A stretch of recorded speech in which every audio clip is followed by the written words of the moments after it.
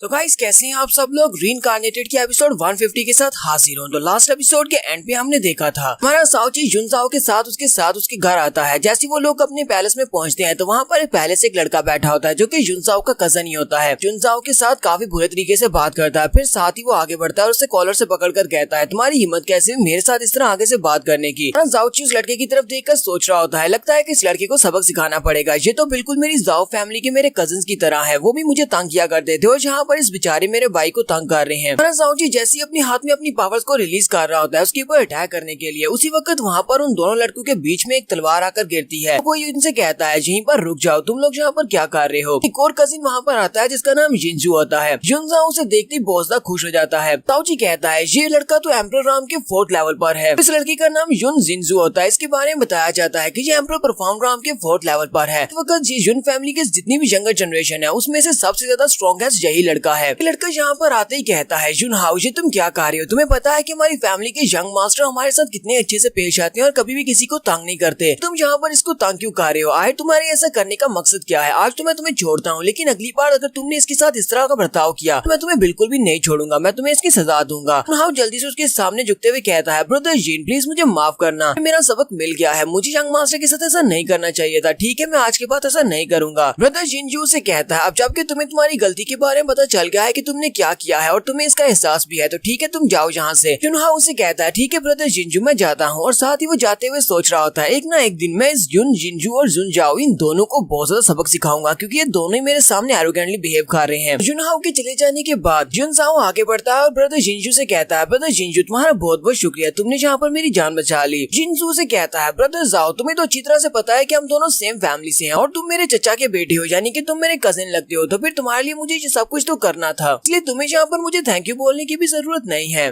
जुनसाओ कहता है, इस वक्त तो मेरे फादर प्रैक्टिस करने के लिए क्वाइट रूम में जाते हैं, तो मुझे लगता है कि मुझे भी चलना चाहिए, मैं अपने ब्रदर युनकोन से मिलवाने के लिए लेकर जा रहा हूँ। जिंजू से कहता है, ब्रदर जिंजू अब हमें यहाँ से जाना होगा क्योंकि मुझे बिग ब्रदर युन को अपने फादर से मिलवाना है, तो मैंने लेकर जा रहा हूँ। उसे कहता है, ठीक है तुम लोग चले जाओ। तो जैसे वो लोग आगे बढ़ते हैं उसी वक्त जिंजू अपने किलिंग इंटेंट को रिलीज करता है। साथ ही वो सोच रहा होता है कि जुनजाओ कितना बड़ा बेवकूफ है जो कि मेरी हर बात के ऊपर भरोसा करता है। साओची जो कि दूसरों के इंटेंशंस को महसूस कर लेता है, वो उसी वक्त महसूस करता है कि पीछे से उसे बहुत ज्यादा किलिंग हो रहा महसूस हो रहा है। वो कहता है, ये बंदा तो मर्डरस इंटेंट को रिलीज कर रहा है। थोड़ी देर पहले तो ये जुनजाओ के साथ बहुत ही अच्छे से बात कर रहा था, लगता है कि यहाँ पर युन फैमिली में बहुत कुछ चल रहा है, यहाँ पर चारों तरफ नजर रखना पड़ेगी वरना कोई भी मेरा ब्रदर जुनजाओ के ऊपर अटैक कर सकता है या फिर इसको नुकसान पहुंचा सकता है। ब्रदर जुनजाओ बड़ी आराम से आगे चल रहा होता है, उसे कुछ भी महसूस नहीं हो रहा होता। चे की तरफ मुड़ता और कहता है, ब्रदर जाओजी तुम किस तरफ देख रहे हो, तुम आखिर किस बारे में सोच रहे हो। जाओजी उसे कहता है, नहीं मैं तो कुछ भी नहीं देख रहा। अच्छा चलो अब जल्दी से मुझे लेकर चलो अपने फादर के पास, मुझे सीनियर किंग होंग से मिलना है, बाकी का सब कुछ हम लोग बाद में बात करेंगे। जुनजाओ जाओजी को अपने साथ लेकर फादर के रूम की तरफ आता है। वो से कहता है, ब्रदर हम लोग जहाँ पर पहुँच आए हैं, फादर इस वक्त सामने वाले रूम में ही होंगे। जाओजी कहता है, चलो फिर ये तो ठीक है, हम लोग जल्दी से जाकर उनसे मिलते हैं। जैसे वो लोग दरवाजे के ऊपर नॉक करने लगते हैं उसी वक्त उन्हें अंदर से आवाज आ रही होती है। रूम के अंदर जाओजी के मामा जी और उसके साथ साथ उसकी मदर होती है। तो मामा जी उसकी मदर से कह रहे होते हैं, परफॉर्म स्ट्रेंथ बहुत ज्यादा कम है और इतनी परफॉर्म स्ट्रेंथ के साथ मैं तुम सभी की रक्षा नहीं कर सकता, आगे जो कुछ भी होने वाला है तुम्हें उसके लिए अपने आप को तैयार रखना होगा। कि बहन उसे कहती है, ब्रदर तुम जो चाहे वो कर सकते हो, तुम्हें अच्छी तरह से पता है कि सिचुएशन कितनी ज्यादा खराब होती जा रही है, तो मेरे हस्बैंड की हालत भी काफी ज्यादा खराब है, इसी वजह से मैं पहले से तैयार बैठी हुई हूँ। साओची के फादर की बॉडी के अंदर कोई कोल्ड पॉइजन होता है जिसकी वजह से वो बिस्तर के ऊपर पड़े होते हैं। आज उनकी हालत पहले से काफी ज्यादा खराब होती है। तो मामा जी उसकी तरफ देखकर अपनी बहन से कह रहे होते हैं कि इसकी हालत पहले से बहुत ज्यादा खराब है, किंग होंग की मेरिडियंस तकरीबन एग्जॉस्ट हो चुकी हैं, इसकी बॉडी के अंदर जो पॉइजन और भी ज्यादा फैलता जा रहा है, मुझे नहीं लगता कि अब ये ज्यादा दिनों तक टिक पाएगा, बिल्कुल भी अच्छा नहीं है, बहुत ही जल्दी तुम्हें सबके लिए तैयार रहना होगा। मदर वहीं पर खड़ी खड़ी रोना शुरू कर देती है। जबकि उसी वक्त मामा जी को फील होता है कि दरवाजे के बाहर कोई उनकी बातें सुन रहा है, उनके पास जो कुछ भी होता है वो उठाकर दरवाजे की तरफ फेंक देते हैं और कहते हैं, कौन है वहाँ पर। इसी दरवाजा खुलता है तो जाओ जुन अंदर की तरफ आता है और उसके साथ साथ ची भी होता है। वो अंदर आकर उनसे कहते हैं, अंकल मदर आप लोग यहाँ पर क्या कर रहे हैं और फादर को क्या हुआ है। मामा जी उसे कहते हैं, तुम्हारे फादर की हालत पहले से काफी खराब है, इसलिए तुम जाकर खुद ही उनसे मिल लो। जाओ जुन भागता हुआ अपने फादर के पास आकर बैठ जाता है और उनके बिस्तर के पास ही बैठकर रोना शुरू कर देता है और कहता है, डैड बहुत ज्यादा मेहनत कर रहा हूँ ताकि मैं एक दिन बहुत ज्यादा स्ट्रॉन्ग हो जाऊँ, जब मेरी परफॉर्म एनर्जी बहुत ज्यादा बढ़ जाएगी तब मैं एक सर्च के ऊपर निकलूंगा और आपके पॉइजन के लिए मेडिसिन ढूंढ कर लाऊंगा ताकि आपको ठीक किया जा सके। कि हमारा जाओची जब अंदर इंटर होता है तो वो ये देखकर बहुत ज्यादा हैरान होता है। जाओची कहता है, मैंने नहीं सोचा था कि जब मैं पहली बार अपने मदर फादर से मिलूंगा तो इतना बुरा सीन होगा। जाओची सीधा आकर जुनजाओ से कहता है, ब्रदर जुनजाओ मुझे देखने दो, सकता है कि मैं तुम्हारे फादर का कुछ इलाज कर सकूं, क्योंकि क्योंकि मैं एक डिवाइन डॉक्टर भी हूँ। मामा जी अपने जाओजुन से कहते हैं, जाओजुन जी तुम क्या कर रहे हो?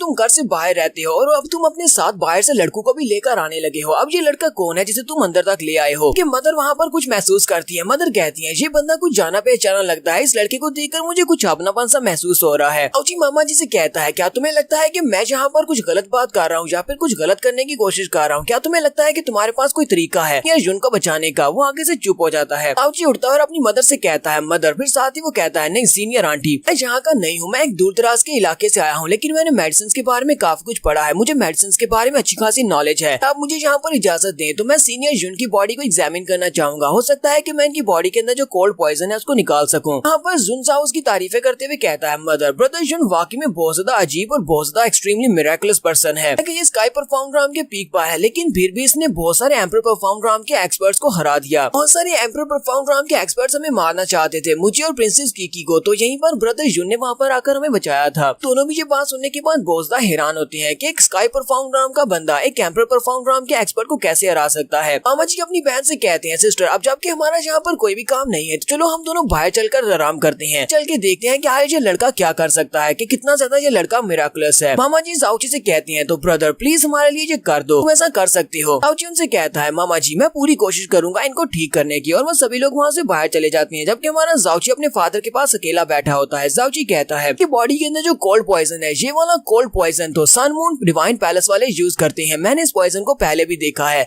सन मून डिवाइन पैलेस वाले मेरे सामने आ गए हैं, मेरा पहले से भी उनके साथ एक झगड़ा चल रहा है उस जंग मास्टर हान की वजह से, लेकिन अब उन्होंने मेरे फादर को भी नुकसान पहुंचाया है। तो मैं वादा करता हूँ एक बार मैं यहाँ से वापस चला जाऊँ अपने स्काई प्रोफाउंड कॉन्टिनेंट में, तो वहाँ पर जाने के बाद सबसे पहले मेरा निशाना जो बनेगा सन मून पैलेस वाले होंगे। साथ ही साउची कहता है मुझे यहाँ पर शांत होना होगा, मुझे पहले यहाँ पर अपने फादर के इलाज के बारे में सोचना है, उसके बाद सोचूंगा कि सन मून डिवाइन पैलेस वालों के साथ क्या करना है। साउची वहाँ पर अपने हिमली पॉइजनस बीड को एक्टिवेट करता है, तो जब वो उसको बीड को एक्टिवेट करता है तो वहाँ पर बहुत सारी ग्रीन कलर की रोशनी निकलती है जो कि घर से बाहर तक दिखाई देती है। माजी बाहर खड़े देखकर कहते हैं मुझे महसूस हो रहा है वो लड़का अंदर बहुत ही कोई परफॉर्म सी मेडिसिन को यूज कर रहा है या फिर किसी स्पेशल ट्रिक को यूज कर रहा है, लेकिन मुझे महसूस हो रहा है कि मेरे जीजा जी ठीक हो रहे हैं। जुन साओ भी अपनी मदर से कहता है मदर सामने की तरफ देखो, मुझे महसूस हो रहा है कि फादर की बॉडी के अंदर से कोल्ड पॉइजन कम होता जा रहा है। यहीं से हमारा नेक्स्ट सीन जिंजू के घर का दिखाया जाता है। जिंजू अपने फादर के पास आता है क्योंकि फादर से कहते हैं तुम कुछ ज्यादा इंपल्सिव बिहेव कर रहे हो। जिंजू अपने फादर से कहता है फादर मुझे तो ऐसा नहीं लगता कि मैंने ऐसा कुछ भी किया है। उसके फादर उसे कहते हैं तुम्हें पता है ना कि 2 महीने के बाद हमारी फैमिली का कंपटीशन स्टार्ट होने वाला है और उस वक्त के लिए तुम्हें अपने आप को बचा कर रखना होगा कि तुम इस बार के फैमिली के सबसे बेस्ट जीनियस डिसाइपल हो। जिंजू अपने फादर से कहता है फादर आपको ज्यादा परेशान होने की जरूरत नहीं है, आपको पता है कि हमारे अंकल किंग होंग लंबे अरसे से बीमार पड़े हुए हैं और वो बिस्तर से नहीं उठे, और उनकी जो फैमिली है यानी कि उनकी जो बीवी है नियर मो उसकी हालत भी कुछ अच्छी नहीं है, और उनका बेटा वो तो आपको पता ही है वो बेकार है जिसके पास अभी तक परफॉर्म हैंडल की पावर भी एक्टिवेट नहीं हुई। इसलिए मुझे नहीं लगता कि आप वो अगले कंपटीशन के बाद अपने लिए पैट्रियार्च की पोजीशन को संभाल कर रख पाएंगे, अगले पैट्रियार्च तो आप ही बनेंगे। उसके फादर उसे कहते हैं नहीं तुम्हें किंग होंग के बारे में कुछ भी नहीं पता, तुम उसे कुछ ज्यादा ही अंडर एस्टिमेट कर रहे हो। क्या तुम्हें पता भी है कि तुम्हारे अंकल टायरन परफॉर्म ड्राम में कब पहुंचे थे? वो टायरन परफॉर्म ड्राम में 36 इयर्स की एज में पहुंच चुके थे। मेरा भाई यानी कि तुम्हारा अंकल बहुत ज्यादा स्ट्रॉन्ग है, बहुत ही पावरफुल टायरन लेवल का मास्टर है, लेकिन क्या करें कि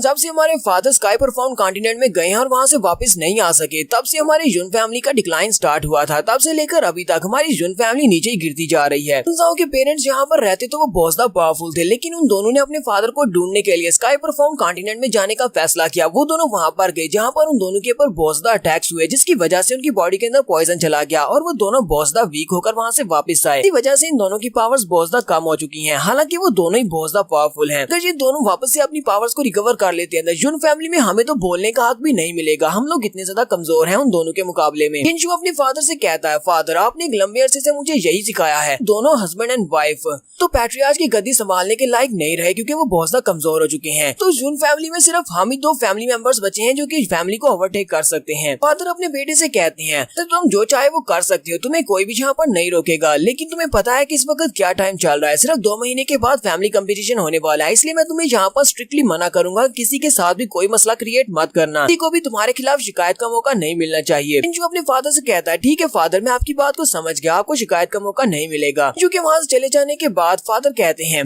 किंग होंग इस बार जब 2 महीने के बाद कंपटीशन स्टार्ट होगा तो वहाँ पर मैं सभी के सामने ये बात दोबारा से रखूंगा कि पैट्रियार्च को चेंज होना चाहिए और इस बार तुम्हारी गद्दी मेरी होगी, मैं तुम्हारी जगह के ऊपर नया पैट्रियार्च बनूंगा। यहाँ पर भी इन दोनों भाइयों में फैमिली पैट्रियार्च की पोजीशन के लिए क्वारल चल रही है। तो ये तो नेक्स्ट एपिसोड में पता चलेगा। मास्टर किंग होंग दोबारा से उठ खड़े होंगे जब क्योंकि हमारा जाओची उनका इलाज कर रहा है। यहाँ पर फिलहाल हम अपनी एपिसोड 150 का एंड करेंगे। एपिसोड की एक्सप्लेनेशन अच्छी लगी हो तो कमेंट करके जरूर बताइएगा। चैनल को सब्सक्राइब कर दे, वीडियो को लाइक और शेयर कर दे। शुक्रिया।